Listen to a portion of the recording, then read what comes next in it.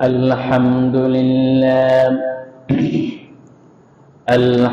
لله نحمده ونستعينه ونستغفره ونعوذ بالله من شرور أنفسنا ومن سيئات أعمالنا. من يهده الله فلا مضل له ومن يضلله فلا هادي له. ونشهد أن لا إله إلا الله وحده لا شريك له. ونشهد أن سيدنا وحبيبنا ومولانا محمدا عبده ورسوله الذي أرسله بالحق بشيرا ونذيرا وداعيا إلى الله بإذنه وسراجا منيرا. فقد قال الله تعالى في كلامه المجيد وفرقانه الحميد: أعوذ بالله من الشيطان الرجيم. بسم الله الرحمن الرحيم. إن الله وملائكته يصلون على النبي يا أيها الذين آمنوا صلوا عليه وسلموا تسليما. اللهم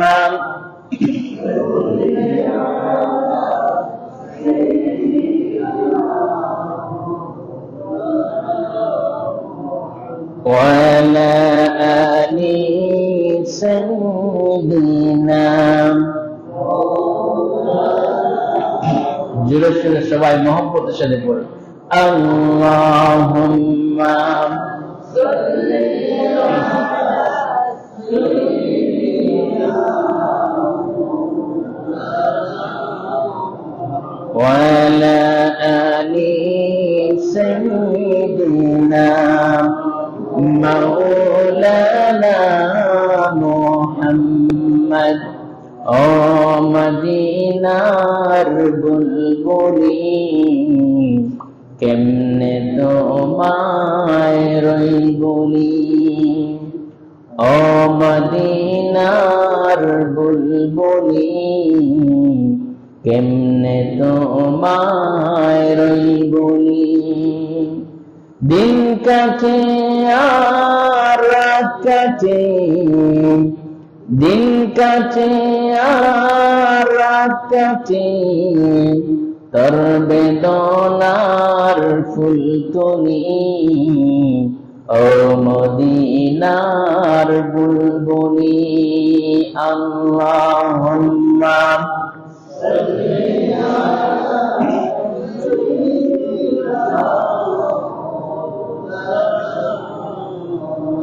وعلى آل سيدنا হাজার বেতাবেদনার পরে ফিরে আসনি তুমি আপন ঘরে। হাজার বেতাবেদনার পরে ফিরে আসনি তুমি আপন ঘরে। দিনের আলো তুমি ছড়িয়ে দিতে চলে গেলে মদিনায় মক্কা ছেড়ে হে রাসূল তোমাকে ভুলি আমি কেমন করে হে রাসূল তোমাকে ভুলি আমি কেমন করে আল্লাহুম্মা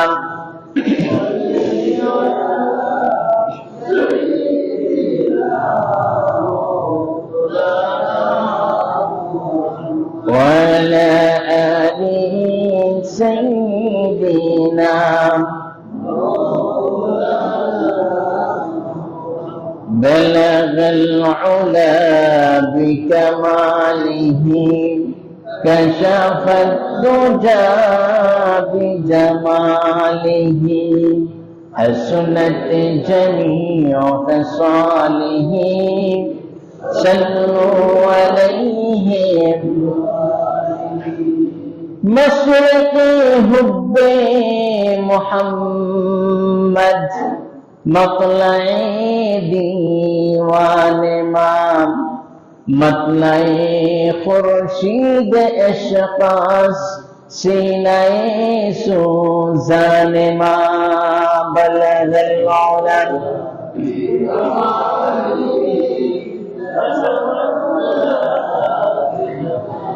حسنت جميع خصاله صلوا عليه لا إله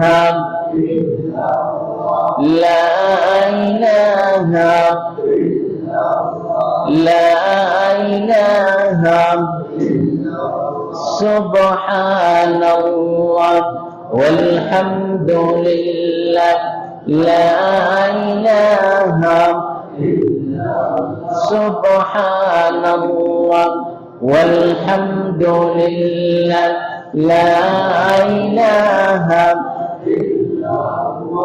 سبحان الله والحمد لله لا إله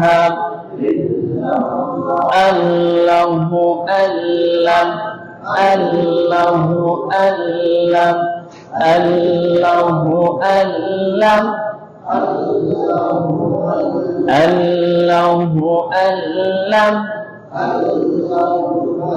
الله ألم الله ألم الله ألم الله ألم الله ألم الله ألم الله ألم الله ألم আল্লাহ তোমারি দরার মাঝে কত জানাও জানা সৃষ্টি আছে আল্লাহ তোমারি দরার মাঝে কত জানাও জানা সৃষ্টি আছে কেউ নেই তোমার নাম জপে নাম কেউ নেই তোমার নাম জপে নাম তোমার নামের তসবিহ জপে নাম তোমার নামের তসবিহ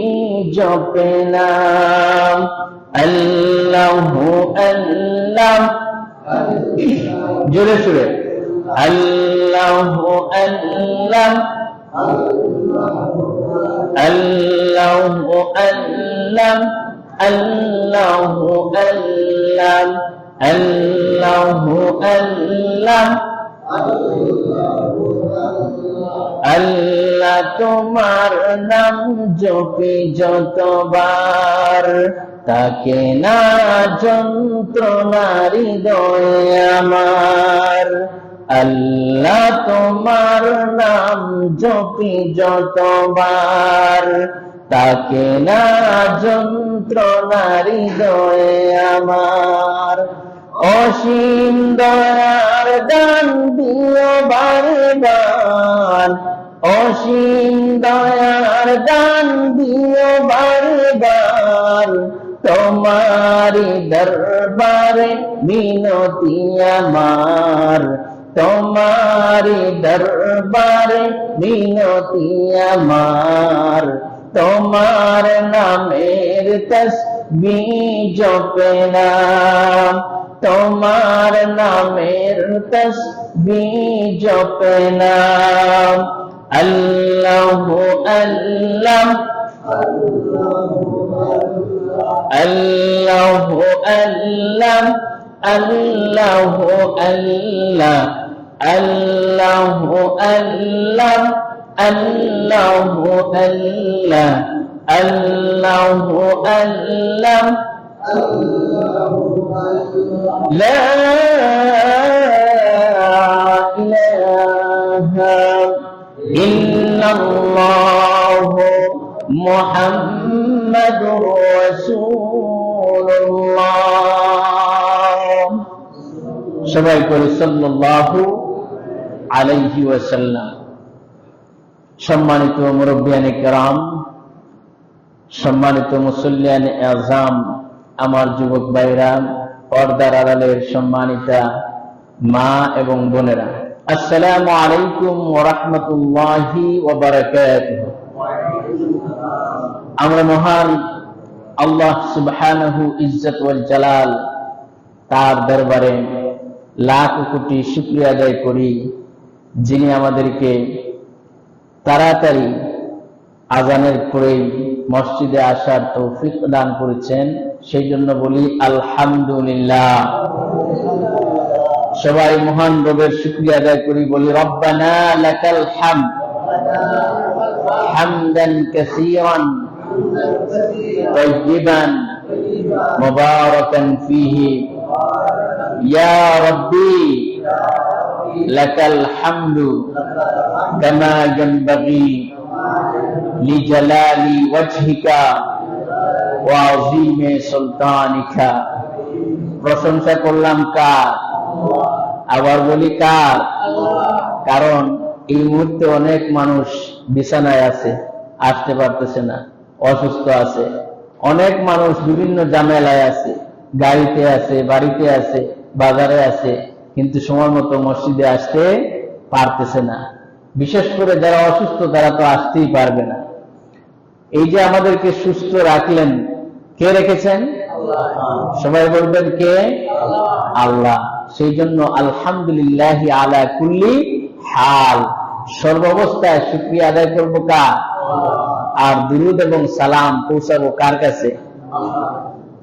বিশ্ব নবী জনাব মুহাম্মদুর রাসূলুল্লাহ সাল্লাল্লাহু আলাইহি ওয়াসাল্লামের রোজায়ে আতহারে, হায়াতুন নবী, জিন্দা নবীর রোজা মুবারকে আল্লাহ পাকের রহমতে ফেরেশতারা যারা নিয়োজিত আছেন, প্রতি মুহূর্তে আমাদের সালাম, আমাদের নাম এবং আমাদের বাবার নাম সহ রাসূল করিম সাল্লাল্লাহু আলাইহি ওয়াসাল্লামের রোজায়ে আতহারে নিয়ে পৌঁছানো হচ্ছে। বলি সুবহানাল্লাহ। এই জন্য একটি আমল করবেন যে প্রতি মুহূর্তে দুরূদ পড়বেন। দুরূদ পড়ার অর্থ হচ্ছে নবী করিম সাল্লাল্লাহু আলাইহি ওয়াসাল্লামের কাছে আপনাকে স্মরণ করা। সুবহানাল্লাহ। জিকির করার অর্থ হচ্ছে আল্লাহকে আপনি স্মরণ করেছেন, আপনাকে স্মরণ করছেন কে? আল্লাহ। আর দুরূদ পড়বেন যখন, তখন আপনি স্মরণ করছেন কাকে? মুহাম্মদ সাল্লাল্লাহু আলাইহি ওয়াসাল্লামকে। আর মুহাম্মদ সাল্লাল্লাহু আলাইহি ওয়াসাল্লামের কাছে আপনার নাম শুদ্ধা, আপনার আব্বার নাম শুদ্ধা এখানে পৌঁছানো হচ্ছে। সুবহানাল্লাহ। বলি আলহামদুলিল্লাহ। সম্মানিত দিনদার ইমানদার ভাইয়েরা, আজকে এই দুনিয়ার বুকে এই মুহূর্তে আমরা কত শান্তিতে এখানে বসা আছি। আমাদের মধ্যে মারামারি নাই, কাটাকাটি নাই, হিংসা বিদ্বেষ নাই, আমরা শান্তিতে মসজিদের ভিতরে বসা আছি। কিন্তু এই মুহূর্তে সারা পৃথিবীতে, বাংলাদেশ সহ সর্ব জায়গায় মানুষ শান্তিতে আছে না অশান্তিতে? শান্তিতে আছে না অশান্তিতে? মানুষ কে কোন সময় নিহত হবে, আহত হবে, এটা আল্লাহ ছাড়া কেউ জানে না। সর্ব অবস্থায় খুন হচ্ছে, হত্যা হচ্ছে, দর্শন হচ্ছে। মানুষ কে কাকে মারতেছে সেটাও জানে না, যাকে মারা হচ্ছে কেন মারা হচ্ছে সেও জানে না। এরকম অবস্থা হচ্ছে। এই যে সংকটপূর্ণ মুহূর্তে দুনিয়ার বুকে আমাদেরকে আজকে মসজিদের ভিতরে শান্তিতে এখানে বসার তৌফিক দিলেন কে? সেই জন্য আমরা শুকরিয়া আবার আদায় করি, বলি আলহামদুলিল্লাহ। আল্লাহ তাআলা যেন আমাদের সকলকে সর্বাবস্থায় নিরাপদ রাখেন, বলেন আমিন। যারা অসুস্থ আছেন তাদেরকে যেন আল্লাহ সুস্থ করে দেন, বলেন আমিন। যে যেই অবস্থায় আছে, যেই সংকটে আছে, আল্লাহ যেন সকলকে সেই সংকটকে কাটিয়ে ওঠার তৌফিক দেন, বলেন আমিন।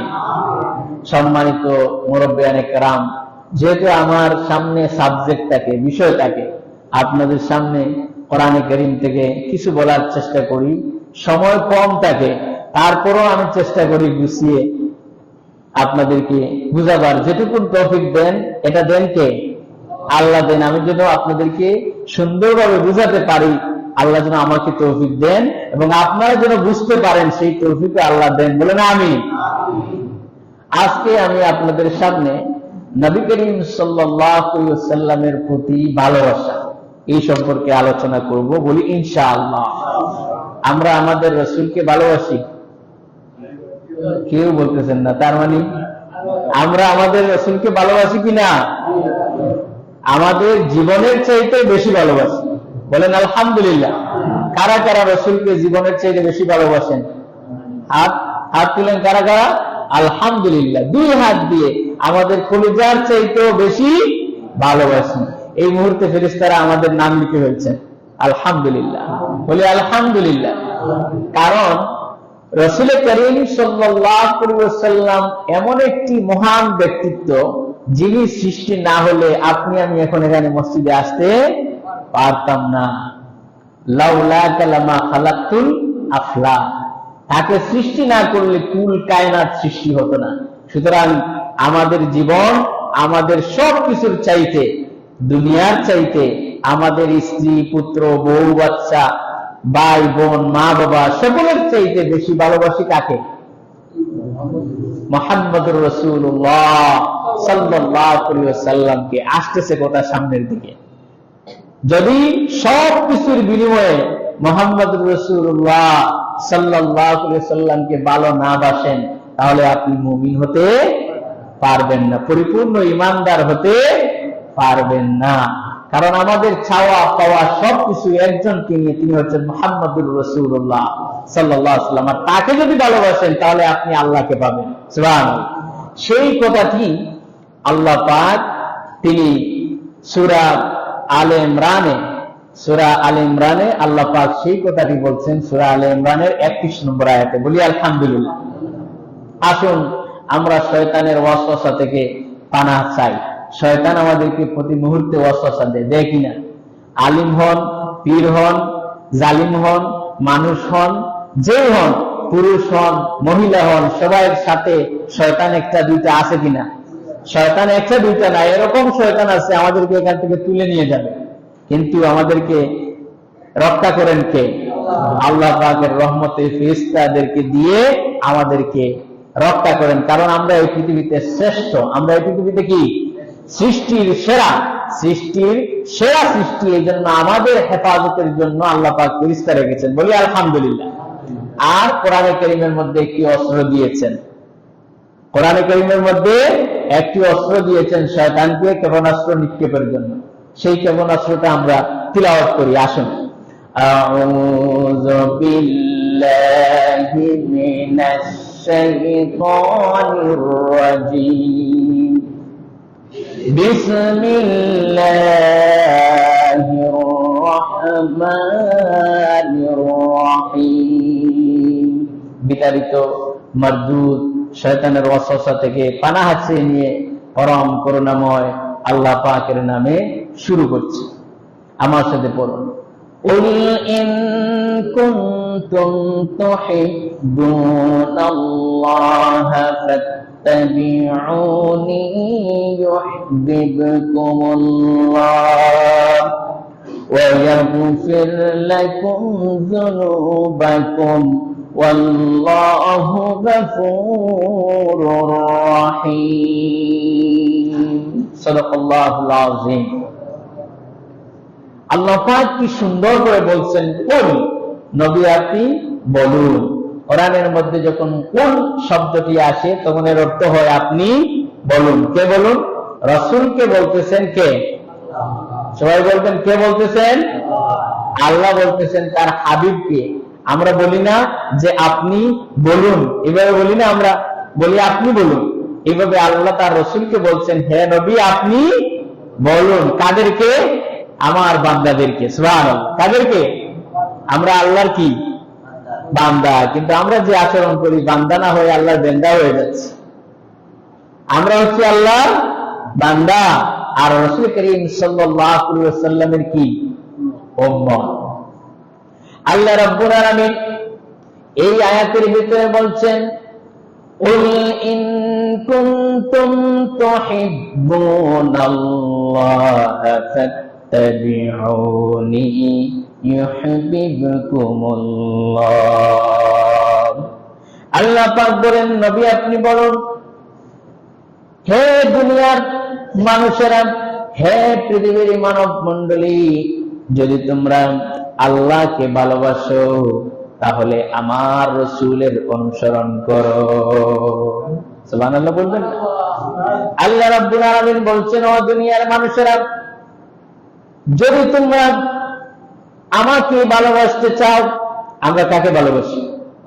আল্লাহকে সবচেয়ে বেশি ভালোবাসি।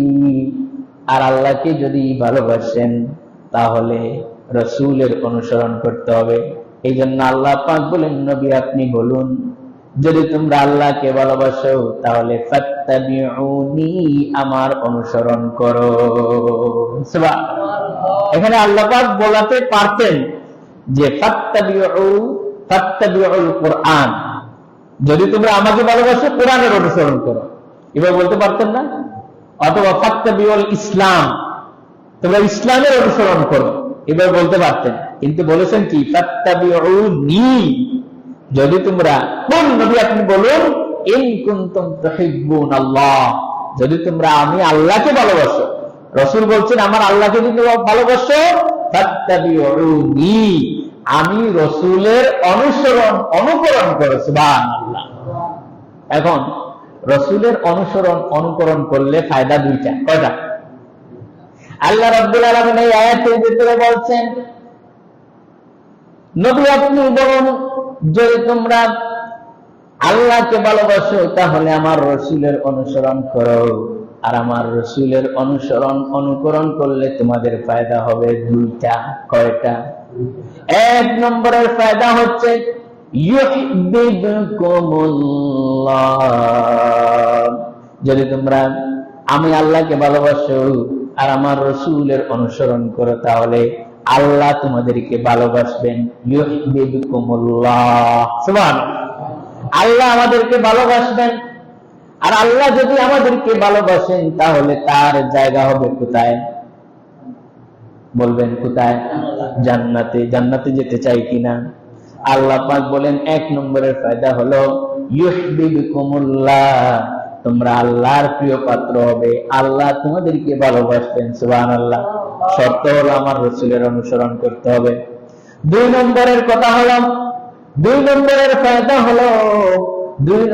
ফায়দা হলো আল্লাহ পাক বলছেন ওয়ায়াগফির লাকুম যুনুবাকুম, আর আমার নবীর অনুকরণ যদি করো, দুই নম্বরের ফায়দা হলো তোমাদের জিন্দেগির সমস্ত গুনাহ খাতা আমি আল্লাহ মাফ করে দিব। ফায়দা কয়টা? দুইটা। এই দুইটা ফায়দা যদি পেতে চান তাহলে রাসূলকে অনুকরণ করতে হবে। সুবহানাল্লাহ। আল্লাহ পাক বলেন ওয়াল্লাহু গফুরুর রহিম, আর আল্লাহ হচ্ছেন তিনি পরম করুণাময়, দয়ালু, মেহেরবান। সবচেয়ে বড় দয়ালু মেহেরবান কে? আল্লাহ পাক। এরপরে দ্বিতীয় আয়াতের ভিতরে আল্লাহ পাক বলছেন যদি তোমরা আমার রাসূলের অনুকরণ করো তাহলে শুনো কুল আতিউল্লাহা ওয়ার রাসূল, যদি তোমরা আল্লাহ এবং রাসূলের অনুকরণ করো তাহলে শুনো, তাহলে তো তোমাদের ফায়দা হবে কয়টা? দুইটা ফায়দা হবে। আর ফাইন তাওয়াল্লাউ ফাইন্নাল্লাহা লা ইউহিব্বুল কাফিরিন, আর যদি তোমরা আমি আল্লাহ এবং রসুলের অনুসরণ না করে যদি তোমরা অন্য কোনো দিকে যাও, আমার দিকে যদি পিঠ মোড়া করে অন্য দিকে যদি যাও, তাহলে শুনে রাখো আল্লাহ পাক কাফিরদেরকে পছন্দ করেন না।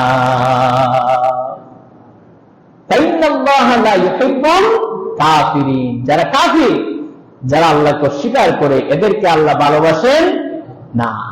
তাহলে এখানে শর্ত হচ্ছে আমরা রসুলকে অনুকরণ করতে হবে এবং তাকে ভালোবাসতে হবে। সুবহানাল্লাহ, সুবহানাল্লাহ বলবেন না? এখন আমরা কাগজে কলমে আমরা মুসলমান, কাগজে কলমে আমরা মুহাম্মদ সাল্লাল্লাহু আলাইহি ওয়াসাল্লামের উম্মত, কাগজে কলমে আমরা সুন্নি, কিন্তু আমাদের নাম হচ্ছে আব্দুর রহমান, কাজ করি রসুলের উল্টাটা। উল্টা করি না, রসুলের দিকে করি। উল্টাটা করি না, আমরা সুজাটা করি, উল্টাটা করি।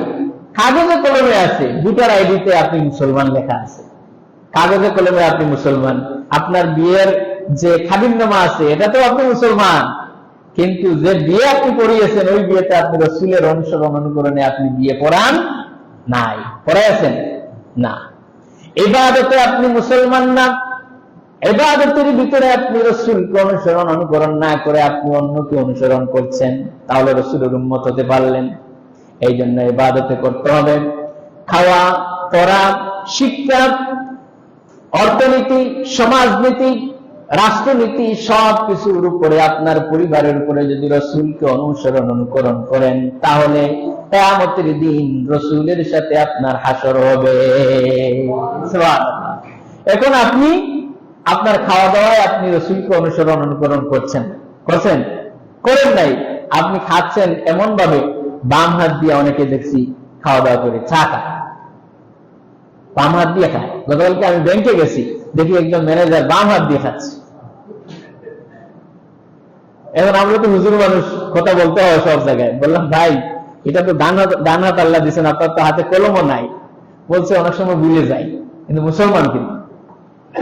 তাহলে রসুলের অনুকরণ করলো, তারপরে মজার খাবার পাইছে, দোয়া করে নাই। দোয়া করছে? দোয়া তো জানেই না। কি দোয়া? ভাত খাওয়ার দোয়া কি? বিসমিল্লাহি আলা বারাকাতিল্লাহ, বিসমিল্লাহি আলা বারাকাতিল্লাহ। আবার এটা আবার নিয়ে ওই কবরস্থানে বলবেন না, বিসমিল্লাহি আলা মিল্লাতি রাসূলিল্লাহ। ভাত খাওয়ার সময় যদি এইটা বলে ফেললেন তাহলে হবে? বিসমিল্লাহি আলা, আপনি বিসমিল্লাহ নিচ্ছেন কার নামে? আল্লাহ নামে। বারাকাতিল্লাহ, আল্লাহ আমি যে খাবার খাচ্ছি এটাতে বারাকা দান করে। সুবহানাল্লাহ। এখন আপনি তো খাচ্ছেন বাম হাতে, দোয়া পড়লেন না, এরপরে শেষের দিকেও দোয়া নাই, বলে ওলা মজা হইছে, বলে না? দোয়া নাই। শেষের দোয়া কি? আলহামদুলিল্লাহ হিল্লাযী আত'আমানা ওয়া সাকানা ওয়া জা'আলানা মিনাল মুসলিমিন। আপনি কত সুন্দর দোয়া করছেন। আল্লাহ আপনার শুকরিয়া, আল্লাহ শুকরিয়া আদায় করেছেন। এই যে আল্লাহ খাওয়ালেন, খাওয়াইছেন কে? সবাই বলবেন, খাওয়াইছেন কে? আর দোয়া করতেছেন আমাকে মুসলমানদের মধ্যে শামিল রাখো। সুবহানাল্লাহ। এই খাবারের দোয়া ভুলে গেলেও দোয়া আছে।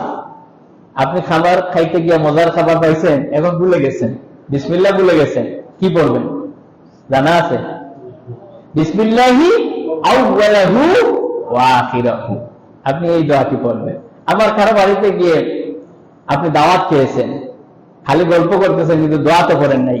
মানুষটা যে আপনাকে এত কিছু খাওয়ালো, আপনি তার জন্য দোয়া দিবেন তো? কি দোয়া? আল্লাহুম্মা আত'ইম মান আত'আমানি ওয়াসকি মান সাকানি। কি দোয়া করেছেন? সুবহানাল্লাহ। আপনি বলছেন আল্লাহ আমারে যেভাবে খাওয়াইলো, এইভাবে যেন আল্লাহ তাকে সবসময় খাওয়ায়। সুবহানাল্লাহ। কিন্তু আমরা তো থ্যাংক ইউ দেই না। রসুলের অনুকরণ আমরা করি না, বলি থ্যাংক ইউ। বাচ্চারা স্কুলে যাচ্ছে, বলতেছি টাটা বাই বাই, আর যেন ফিরে নাই, বলতেছি না? এই যে টাটা বাই বাই বললেন, এটা রসুলের সুন্নাহ। আপনি আপনার বাচ্চাকে স্কুলে যাওয়ার সময় তার মাথায় হাত বুলাবেন, বলবেন ফি আমানিল্লাহ, ফি আমানিল্লাহ, তোমাকে আমি আল্লাহর হাওলা করে দিলাম। সুবহানাল্লাহ। আর যাওয়ার সময় বরফতে বাইরে হবার সময় দোয়া আছে কিনা? বিসমিল্লাহি তাওয়াক্কালতু আলাল্লাহি লা হাওলা ওয়ালা কুওয়াতা ইল্লা বিল্লাহিল আলিয়্যিল আযীম, এইটা পড়বেন, আর বাচ্চাকে ফুটু দিয়ে আপনি বিদায় করে দিবেন। আবার বাচ্চা আরামসে আল্লাহ সমস্ত দুর্ঘটনা থেকে নিরাপত্তার সাথে আপনার ঘরে এনে দিবেন। সুবহানাল্লাহ, সুবহানাল্লাহ। কিন্তু আমরা এটা করি কাকা বাইবে, রাত্রিবেলায়, সকালে যখন ঘুম থেকে, রাত্রিবেলায় তো ঘুমে যায়, আমরা রাত্রিবেলায় ঘুমাই না দিনে ঘুমাই?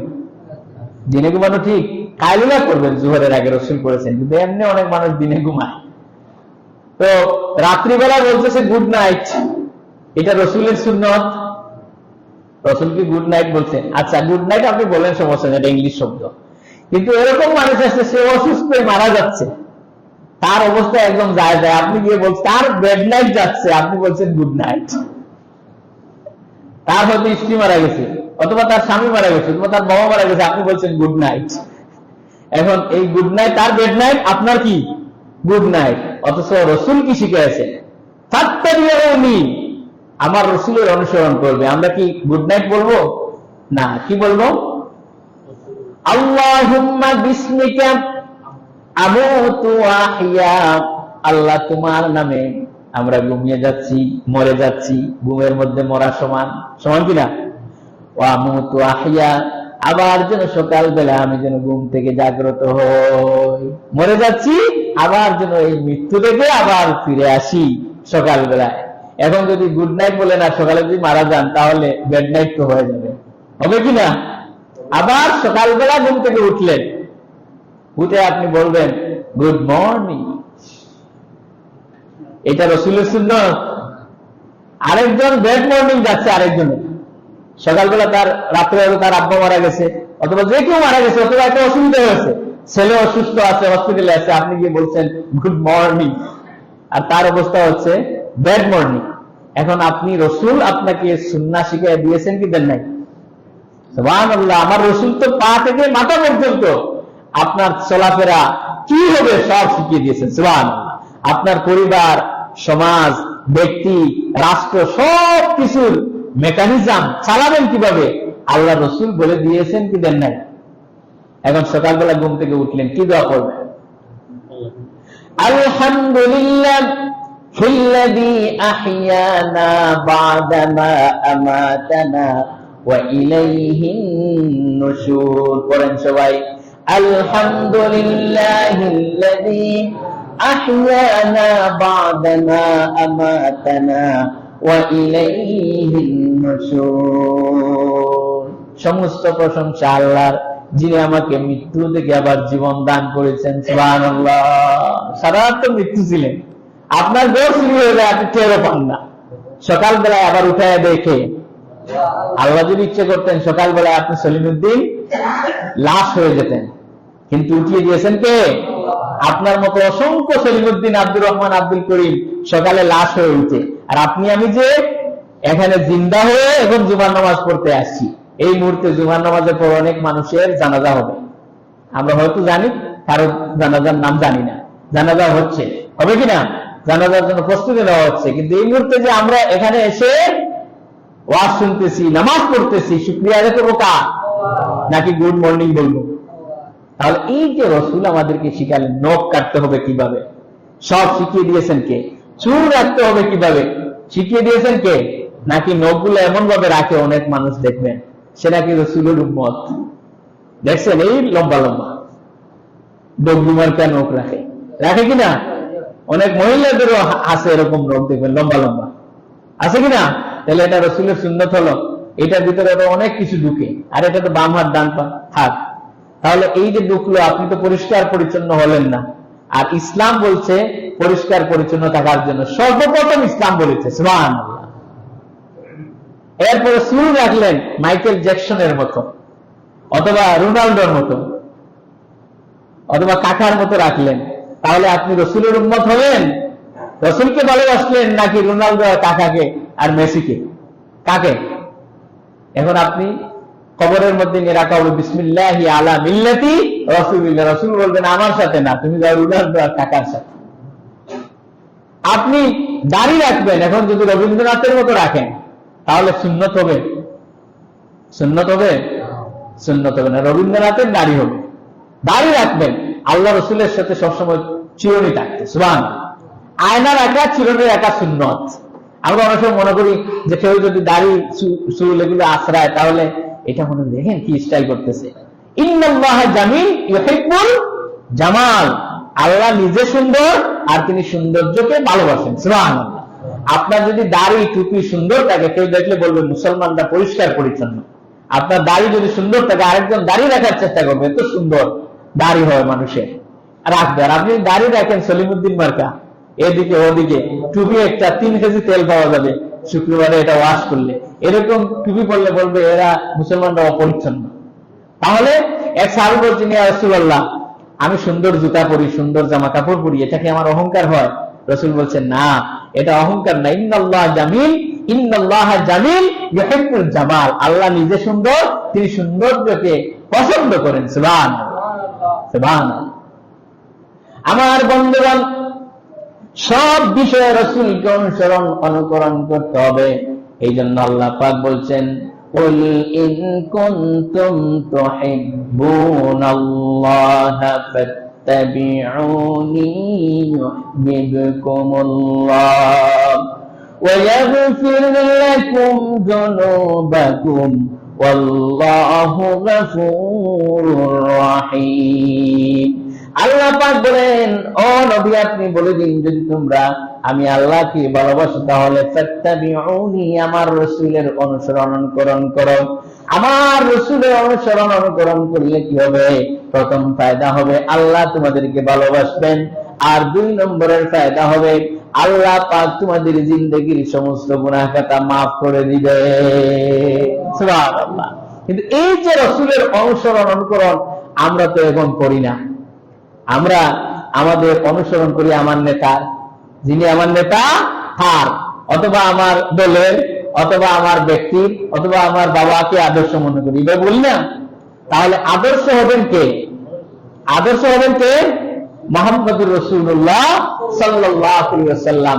আর অনুসরণ করা হয় তাকে যিনি অনুকরণীয়, যাকে মডেল হিসেবে মানি। এখন পৃথিবীতে সব দিক দিয়ে মডেল হচ্ছেন মুহাম্মদুর রাসূলুল্লাহ সাল্লাল্লাহু আলাইহি ওয়াসাল্লাম। তার কোনো মডেলের কমতি আছে? আল্লাহ রাসূলের আদর্শের কোনো কমতি আছে? কমতি নাই। কারণ তাকে চালাইছেন কে? চালাইছেন কে? আল্লাহ চালাইছেন। তার জীবনে একটি মিথ্যা কথাও তিনি বলেন নাই, কাউকে ঠকান নাই, কারোর সাথে 2 নম্বর কথা বলেন নাই।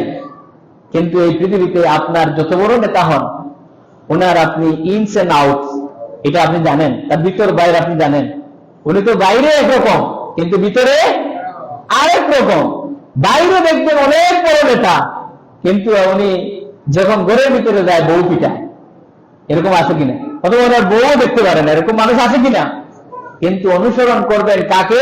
আমার রাসূলকে। দেখেন পৃথিবীতে যত বড় নেতা হন, যত বড় বাদশা হন, যত বড় যেই হন, তিনি বলতে পারবেন যে আমার ভিতর বাইরে সব মানুষ জানে। এবার বলতে পারবেন? বলতে পারবেন? কারণ মানুষ জানে উনি কিরকম শেষরা, জানে না? কিরকম মিথ্যা ওয়াদা বলে, বলে না যে আপনাদেরকে আমি সোনা দিয়ে রাস্তা বানিয়ে দিব, বলে না?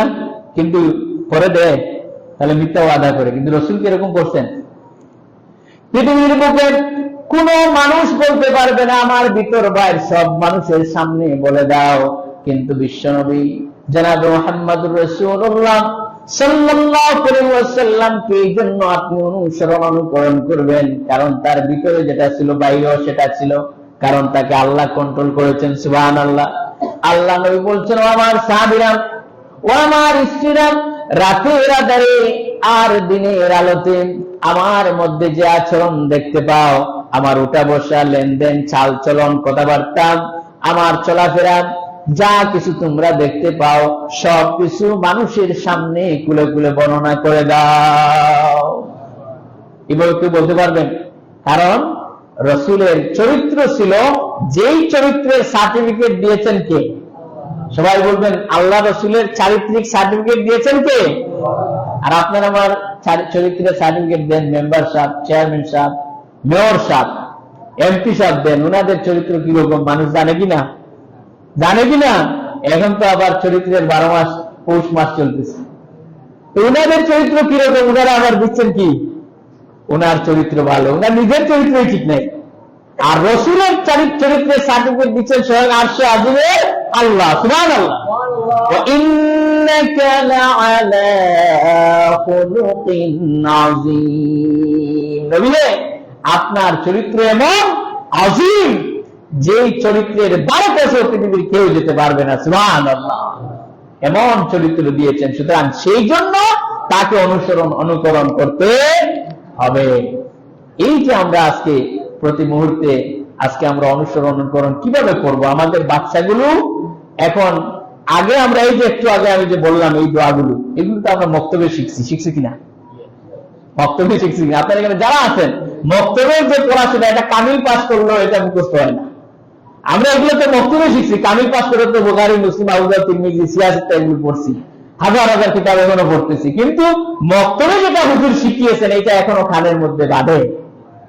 কিন্তু আপনারা বলেন, আপনি ঘুম থেকে উঠতেছেন 9টায়, আপনার বাচ্চাও উঠতেছে 9টায়, নাস্তা করলেন 9:30 বাজলো, এরপরে বইগুলা নিয়ে, নার্সারির বই, এতগুলো বই, এগুলা নিয়ে আপনি গেলেন ওখানে, বউ বাচ্চা গিয়ে সারাদিন ওখানে বসে থাকলেন, ঠিক না? এখন আপনার বাচ্চাকে মক্তবে দিছেন, তাহলে এটা আল্লাহ চিনবে কেন? মক্তব তো নাই। আপনার এই মসজিদে মক্তব হয় তো আলহামদুলিল্লাহ, বাচ্চারা দেন মক্তবে। যে একসাথে হুজুর একসাথে পড়ান, হুজুরের বেতন একটু বাড়াবেন, মক্তবটা আরো বেশি করে সুন্দর করে রাখবেন তো। আপনারা এই মক্তব এবং এই মাদ্রাসার দিকে লক্ষ্য রাখবেন। এগুলা অনেক ঐতিহ্যবাহী মানুষেরা তৈরি করে গেছে। আপনারা ধরে রাখতে না পারেন, তাহলে কিয়ামতের দিন আল্লাহর কাছে জবাব দিতে হবে কিনা?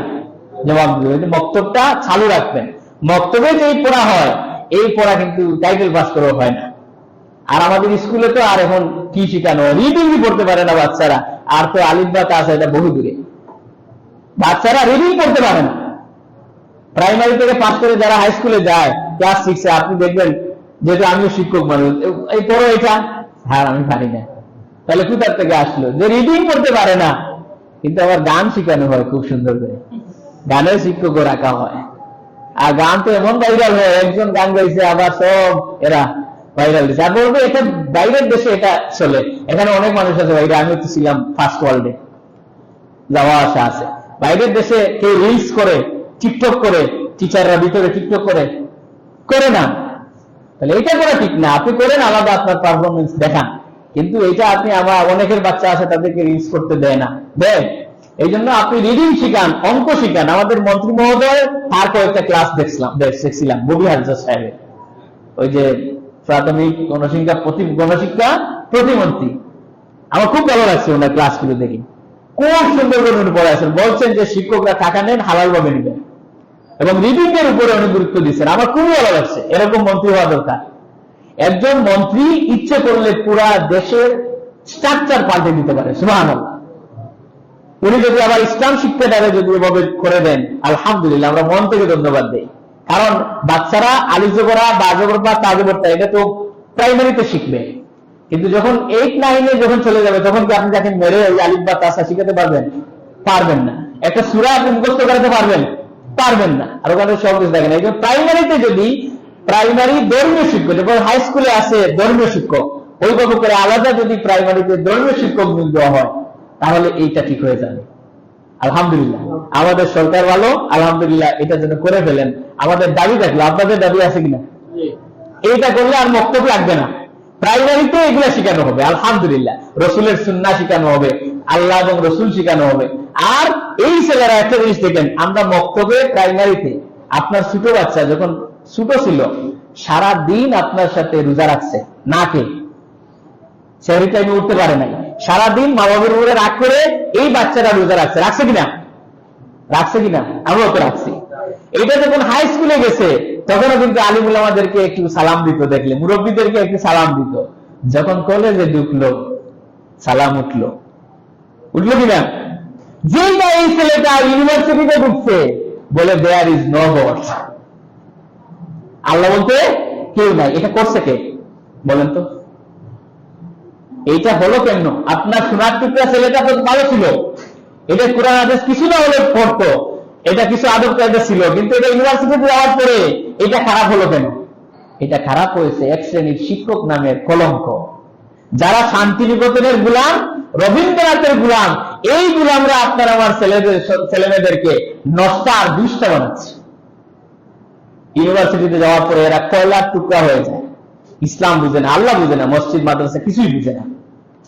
সব না অবশ্য, কিছু তো ভালো আছে, কিছু ভালো থাকার কারণে তো দেশে ভালো আছে, আলহামদুলিল্লাহ। এইভাবে করে ধর্মীয় শিক্ষা যদি আল্লাহ রসুলের আদর্শ, ওমর রাদিয়াল্লাহু তাআলা আনহুর আদর্শ, আবু বকরের আদর্শ, এগুলো যদি স্কুল কলেজে যদি রাখা হয়, তাহলে আপনার আমার জন্য আলাদা ওয়াজ করা লাগবে না, সুবহানাল্লাহ বলে। এই জন্য আমাদের প্রতিমন্ত্রী উনি ববিহাজ্জা সাহেব, ওনাকে ধন্যবাদ দিই। সুন্দর ক্লাসগুলো, অনেক সুন্দর ক্লাস উনি নেন এবং কিন্তু বাইরে পড়াশোনা করছে, আলহামদুলিল্লাহ। এবং আমাদের মন্ত্রী যিনি, শিক্ষামন্ত্রী, উনিও ভালো, হাইলি এডুকেটেড মানুষ। আল্লাহ সবাইকে ধর্মীয় শিক্ষা অনুযায়ী যেন শিক্ষা ব্যবস্থাকে সাজাবার তৌফিক দেন, বলে না আমি ইনশাআল্লাহ। আগামী জুমায় আপনাদের সামনে এই আয়াতের উপরে আলোচনা হবে, লম্বা আলোচনা আছে। আপনারা বেজার হচ্ছেন না তো? আমরা রসুলের অনুকরণ করলে ফায়দা পেতে হবে, ফায়দা পেতে চাই নাকি? আল্লাহ নবী বলছেন, মান আহাব্বা সুন্নতি, কেউ যদি আমার সুন্নতকে অনুকরণ করে, ফাকাদ আহাব্বানি, তাহলে আমি আল্লাহর হাবিব তাকে ভালোবাসবো। সুবহানাল্লাহ। মান আহাব্বা সুন্নতি, যে ব্যক্তি রাসূলের সুন্নতকে ভালোবাসবে, ফাকাদ আহাব্বানি, তাকে ভালোবাসবেন কে? আল্লাহ রাসূল। সুবহানাল্লাহ। আর ওয়া মান আহাব্বানি কানা মাইয়া ফিল জান্নাহ, যে ব্যক্তি আমি রাসূলকে ভালোবাসবে, আমাকে অনুকরণ করবে, কিয়ামতের দিন আমার সাথে জান্নাতে থাকবে। সুবহানাল্লাহ। আজকের আলোচনার মূল বিষয় হচ্ছে যে আপনি রাসূলকে অনুসরণ করলে কোথায় থাকবো? কোথায় থাকবো? জান্নাতে। আমরা সবাই জান্নাতে থাকতে চাই, রাসূলের সাথে থাকতে চাই, যেই রাসূল আপনার আমার জন্য কাঁদতেছেন। এখনো তিনি জিন্দা নবী, হায়াতুন নবী, এখনো রোজায় বসে তিনি আমাদের জন্য কাঁদতেছেন। সুবহানাল্লাহ। পৃথিবীর সব নবী নাফসি নাফসি বলে কিয়ামতের দিন কাঁদবে, একমাত্র আমাদের নবী ইয়া উম্মতি বলে কাঁদবেন। সুবহানাল্লাহ। হযরতে জিবরাইল, হযরতে আজরাইল জীবনের শেষ সময় যখন উপস্থিত ছিলেন রাসূলের কাছে, হযরতে আজরাইল যখন রাসূলের জান কবজ করে নেবেন, রাসূল বললেন, আজরাইল, আমাকে যেভাবে কষ্ট দিচ্ছ, সারা উম্মতের যত মৃত্যুর মুহূর্তে যত কষ্ট আছে সব কষ্ট দিয়ে আমাকে যদি দুনিয়া থেকে বিদায় করে নাও, আর বিনিময়ে যদি আমার উম্মতের মৌতের আযাবটা যদি একটু কম করে দাও, তাহলে আমি মুহাম্মদ রাসূলুল্লাহ সাল্লাল্লাহু আলাইহি ওয়াসাল্লাম নিজেকে কৃতজ্ঞ মনে করব। কত ইন্তেকালের সময় আপনাকে ভুলেন নাই, কবরে বসে আপনাকে ভুলেন নাই, সেখানে শুয়ে শুয়ে তিনি আপনার আমার জন্য কাঁদতেছেন। সুবহানাল্লাহ। একটি কিতাবে দেখেছি যে কিয়ামতের দিন রাসূল যখন উঠবেন, তখন তার এই যে ডান কাঁধটা, এখানে একটু মাটি লাগানো থাকবে এবং পানি থাকবে। জিজ্ঞাসা করা হবে, ইয়া রাসূলুল্লাহ, আপনার এরকম কেন? তিনি বলবেন যে যতদিন আমি ইন্তেকালের পর থেকে কবরে ছিলাম, শুধু উম্মতি উম্মতি বলে কাঁদতে কাঁদতে আমার এই দিকটা এরকম হয়ে গেছে। সুবহানাল্লাহ বলবেন না? এরকম রাসূল আমরা পেয়েছি। আমাদের নবীর উম্মত হওয়ার জন্য অন্যান্য নবীরা পর্যন্ত আফসোস করেছেন যে যদি আমি মুহাম্মদ রাসূলুল্লাহ সাল্লাল্লাহু আলাইহি ওয়াসাল্লামের উম্মত হতাম। হযরত মূসা আলাইহিস সালাম তিনি বলেছেন, আরে নবী না হয়ে যদি আমি মুহাম্মদ সাল্লাল্লাহু আলাইহি ওয়াসাল্লামের উম্মত হতাম, তাহলে আমার ভাগ্য খুলে যেত। ঈসা আলাইহিস সালাম তো উম্মত হয়ে আসবেন, এখনো তিনি জিন্দা আছেন আসমানে, কিন্তু উম্মত হবেন কার? মুহাম্মদ রাসূলুল্লাহ সাল্লাল্লাহু আলাইহি ওয়াসাল্লামের, মানে আমাদের মতো উম্মত হয়ে আসবেন, নবী হয়ে আর আসবেন না, উম্মত হয়ে আসবেন। আমরা কত সৌভাগ্যবান। কিন্তু আমরা আজকে রাসূলের সুন্নাত আমরা পালন করি না। খাওয়া দাওয়া, বিয়ে শাদী, উঠা বসা সব কিছুতে ব্যতিক্রম। বিয়ে শাদীতে তো 12টা বাজে। ইনশাআল্লাহ আগামী জুমায় বলবো। আল্লাহ আমাদেরকে তৌফিক দেন, বলেন আমিন। আমিন বলেন। হাযা মা ইনদি ওয়া লিল্লাহ। আল্লাহুম্মা আমিন। ربنا ظلمنا أنفسنا وإن لم تغفر لنا وترحمنا لنكونن من الخاسرين اللهم اجعلنا من التوابين واجعلنا من المتطهرين واجعلنا من عبادك الصالحين واجعلنا من الذين لا خوف عليهم ولا هم يحزنون রব্বুল আলামিন এতক্ষণ যে আলোচনা করলাম, জিকির আজকার করলাম, দুরূদ ও সালাম করলাম, তা বিশ্বনবী জনাব মুহাম্মদুর রাসূলুল্লাহ সাল্লাল্লাহু আলাইহি ওয়াসাল্লামের রূহ মুবারকে পৌঁছায় দাও। तमाम পৃথিবীর যত মুমিন মুমিনাত ইন্তেকাল করেছেন আল্লাহ তাদের আরওয়াহের পরে সব পৌঁছে দাও রব্বুল আলামিন। আল্লাহ আমাদের মা বাবা যাদের ইন্তেকাল করেছেন তাদের মা বাবাকে তুমি জান্নাত নসিব ফরমাও রব্বুল আলামিন। আমাদের আম্মা আব্বার কবরগুলোকে তুমি জান্নাতুল ফিরদাউস বানায়া দাও। আমাদের আম্মা আব্বা যাদের অসুস্থ আছেন আল্লাহ তুমি সুস্থ করে দাও। রাব্বিরহামহুমা কামা রাব্বায়ানি সগীরা রাব্বিরহামহুমা কামা রাব্বায়ানি সগীরা। রব্বুল আলামিন এই মসজিদের ভিতরে যত একজন ভাই সিন্নি এনেছেন আলম সাহেব, তার আব্বা ইন্তেকাল করেছেন আল্লাহ তার আব্বাকে মাফ করে দাও রব্বুল আলামিন। আরেকজন ভাই মসজিদে সদকা করেছেন, দান করেছেন, টাকা দিয়েছেন, অনেক ভাই দিয়েছেন আল্লাহ সকলের দানকে তুমি কবুল আর মঞ্জুর করে নাও। যত ভাই এই মসজিদে দান সদকা করেন সকলের নাম তুমি জানো আল্লাহ। আল্লাহ তোমার জান্নাতি খাতায় এই ভাইদের নাম উঠায়া দাও রব্বুল আলামিন।